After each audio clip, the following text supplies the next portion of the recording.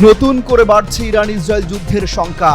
আগ্রাসনের জবাব দিতে সেনাবাহিনীকে প্রস্তুত করছে তেহরান। আবারও যুদ্ধের আতঙ্ক জেঁকে বসেছে ইসরায়েলে। ইয়েমেন থেকে চালানো হয়েছে মিসাইল হামলা, প্রতিহতের দাবি তেল আবিবের। সিরিয়ার সাথে ইসরায়েলের সম্পর্ক স্বাভাবিক করতে মরিয়া আরব আমিরাত। গোলান মালভূমি ইস্যুতে মিশন সহজ হবে না বলছেন বিশ্লেষকরা। ইসরায়েল এবং নেতানিয়াহুর পতন প্রায় এসে গেছে দাবি ইরানি জেনারেলের। যে কোনো আগ্রাসন থামাতে পূর্ণ শক্তি নিয়ে মাঠে নামার হুঁশিয়ারি। ইরানের শীর্ষ কমান্ডার ইসমাইল কানিকে ঘিরে ফের গুপ্তচরের অভিযোগ। রহস্যজনকভাবে বারবার বেঁচে যাওয়ায় বাড়ছে সন্দেহ। টানা 12 দিন হামলা পাল্টা হামলার পর ইরান ইসরায়েলের মধ্যে যুদ্ধবিরতি কার্যকর হলেও মধ্যপ্রাচ্যে সর্বাত্মক সংঘাতের শঙ্কা এখনো কাটেনি। যুক্তরাষ্ট্রের সঙ্গে ইরানের পারমাণবিক সমঝোতা আপাতত স্থগিত থাকায় পরিস্থিতি আরও জটিল হয়ে উঠেছে। বিশেষজ্ঞরা বলছেন, বড় আকারের সামরিক সংঘাতে জড়িয়ে পড়তে পারে পুরো অঞ্চল। ইতোমধ্যে ইসরায়েলের নতুন হামলার আশঙ্কায় সতর্ক অবস্থানে রয়েছে ইরানের সামরিক বাহিনী। দেশটির প্রতিরক্ষা কাঠামো ঢেলে সাজানোর কাজ শুরু হয়েছে বলে জানিয়েছেন ইরানের সেনাবাহিনীর মুখপাত্র। তিনি বলেন, জায়নিস্ট ভূখণ্ডকে বিশ্বাস করা যায় না। তারা আগ্রাসন চালিয়ে গেলে পাল্টা জবাব দিতে দ্বিধা করবে না ইরান।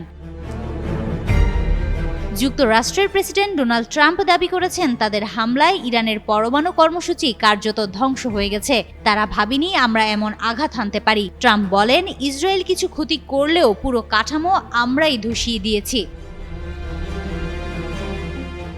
ইরানের উপপররাষ্ট্রমন্ত্রী মাজিদ তাখতরাভানচি বলেন, যুক্তরাষ্ট্র একাধিক মধ্যস্থতাকারীর মাধ্যমে আলোচনায় ফিরতে আগ্রহ দেখালেও হামলা বন্ধের বিষয়ে স্পষ্ট কিছু বলছে না। তীব্র ক্ষোভ প্রকাশ করেছেন ইরানের সর্বোচ্চ নেতা আয়াতুল্লাহ খামেনি। ট্রাম্পকে আখ্যা দিয়েছেন আল্লাহর শত্রু। অন্যদিকে ইরানের নিরাপত্তা পরিষদের সদস্য আলী শামখানি বার্তা সংস্থা ইরানকে বলেন, পরমাণু অবকাঠামো ধ্বংস হলেও আমাদের জ্ঞান আছে, প্রয়োজনে আবার সব গড়ে তুলব। হিমাতুল জান্নাত, যুগান্তর নিউজ।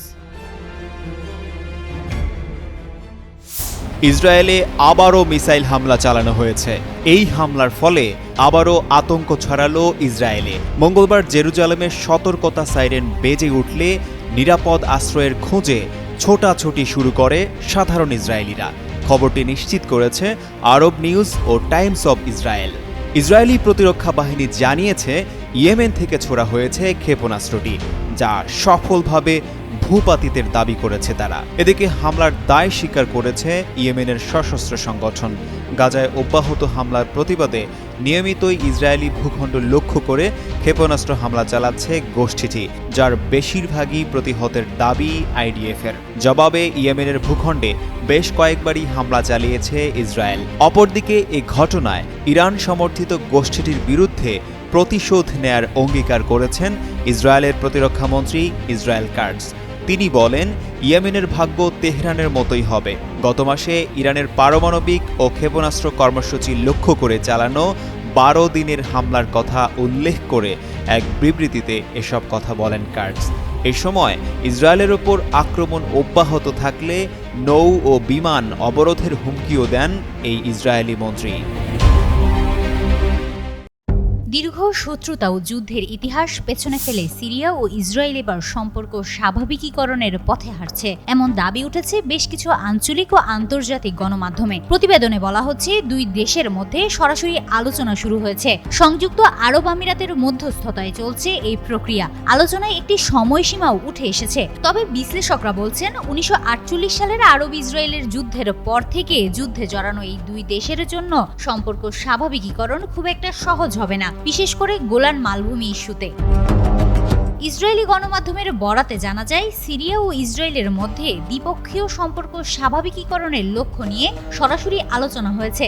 মধ্যপ্রাচ্যে সফরের সময় মার্কিন প্রেসিডেন্ট ডোনাল্ড ট্রাম্প সৌদি আরবে সিরিয়ার নতুন প্রেসিডেন্ট আহমেদ আল শারারের সঙ্গে সাক্ষাৎ করে ইসরায়েলের সঙ্গে আলোচনায় আগ্রহ দেখানোর আহ্বান জানান। এই আলোচনার রূপরেখা আব্রাহাম চুক্তির সম্প্রসারণ হিসেবেই বিবেচিত হতে পারে, যার সূচনা হয়েছিল ট্রাম্প প্রশাসনের আগের আমলে।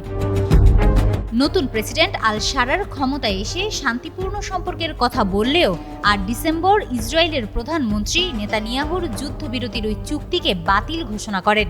সিরিয়ার পক্ষ থেকে দাবি ইসরায়েল যেন সিরীয় ভূখণ্ডে হামলা বন্ধ করে। অন্যদিকে ইসরায়েল তাদের দখলে থাকা ভূখণ্ড ছাড়তে রাজি নয়। প্রতিরক্ষা মন্ত্রী গিডিয়ন স্যার বলেন, যে কোনো চুক্তির মধ্যেও গোলান মালভূমি ইসরায়েলের অধীনেই থাকবে।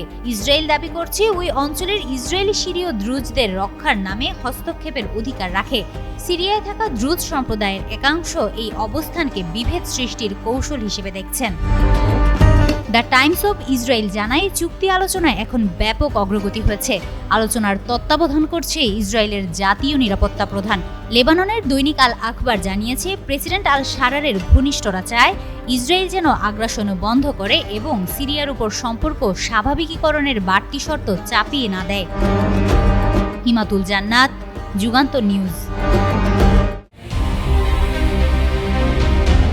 ইসরায়েলের দখলদার শাসন ব্যবস্থা এবং এর প্রধানমন্ত্রী বেনিয়ামিন নেতানিয়াহুর পতন অনিবার্য, এমনটাই মন্তব্য করেছেন ইরানের একজন শীর্ষ জেনারেল। তিনি কঠোর হুঁশিয়ারি দিয়ে উচ্চারণ করে বলেছেন, শত্রুরা যদি আর কোনো ভুল করে তবে তাদের সব স্বার্থ ও ঘাঁটি আরও বড় বিপদের মুখে পড়বে। মঙ্গলবার মেহের নিউজের এক প্রতিবেদনে এই খবর জানানো হয়েছে। সোমবার তেহরানে শহীদ ইরানি সশস্ত্র বাহিনীর chief of staff lieutenant general Mohammad Hossein বাকিরের স্মরণে এই কথা বলেন major general Yahya Rahim Safavi. তিনি বলেন, সম্প্রতি ইরান বিরোধী ইসরায়েল ও যুক্তরাষ্ট্রের আগ্রাসন তাদের লক্ষ্য পূরণে ব্যর্থ হয়েছে। ইরানের সর্বোচ্চ নেতা আয়াতুল্লাহ আলী খামেনির শীর্ষ সামরিক উপদেষ্টা জেনারেল সাফাভি বলেন, সাম্প্রতিক যুদ্ধ জায়নবাদীদের মৃত্যুচক্রকে ত্বরান্বিত করেছে। জায়নবাদী শাসন ব্যবস্থা এবং নেতানিয়াহুর পতন এখন সময়ের ব্যাপার।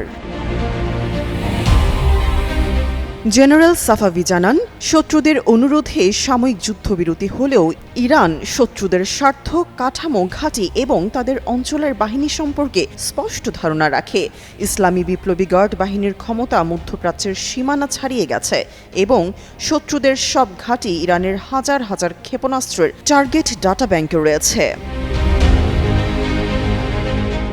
গত ১৩ জুন ইসরায়েল বিনা উস্কানিতে ইরানের বিরুদ্ধে যুদ্ধ ঘোষণা করে। এতে ইরানের পারমাণবিক, সামরিক ও আবাসিক স্থাপনায় বিমান হামলা চালানো হয়, যাতে পারমাণবিক বিজ্ঞানী সহ ৯৩০ জনের বেশি মানুষ শহীদ হন।